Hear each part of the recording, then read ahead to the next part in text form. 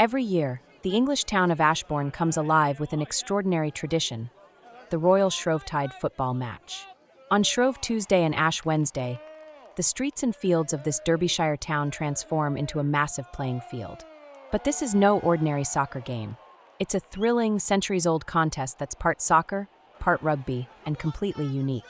The match kicks off at 2 p.m. with the ball turned up by local farmer Dave Bott. As he walks through the streets of Ashbourne, he throws the ball into the crowd, officially starting the game. From there, it's chaos as players from both teams, the Ards and Ards, race to take control. With no limits on the number of players and a 3-mile pitch, it's a true community event. The Ards and Ards represent opposite sides of the town's river. Their goal?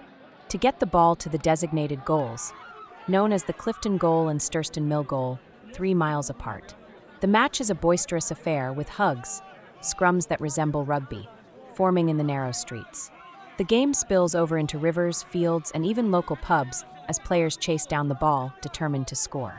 Spectators crowd the streets, watching the action unfold, sometimes from behind boarded-up shop windows, as local traders prepare for the chaos. Local residents describe the match as Ashbourne's second Christmas, a beloved tradition that has been part of the town's culture for centuries. It's an important part of our culture, says local resident Emma Acton.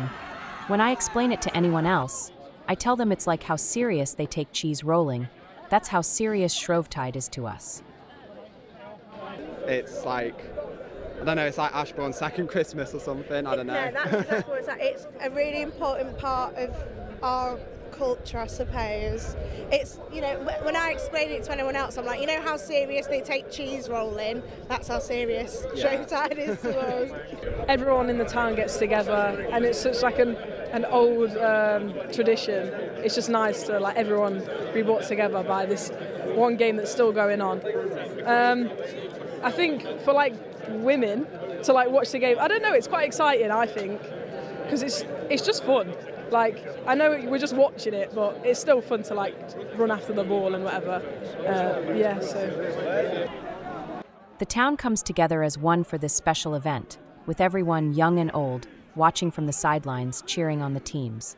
And it's not just the men who get involved. Women, too, join in the excitement, chasing after the ball and cheering for their teams. After hours of intense play, the game is filled with moments of pure unpredictability.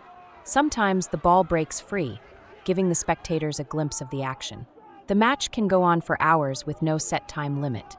And when the first goal is finally scored, it's a moment of celebration. Last year, Will Nash and Steve Masnenko scored for the Ards. Today, after nearly 6.5 hours of play, the Ards scored a goal just before 8:30 p.m., thanks to Martin Taylor. The winning player gets to keep the ball and, of course, enjoy a celebratory drink at the local pub.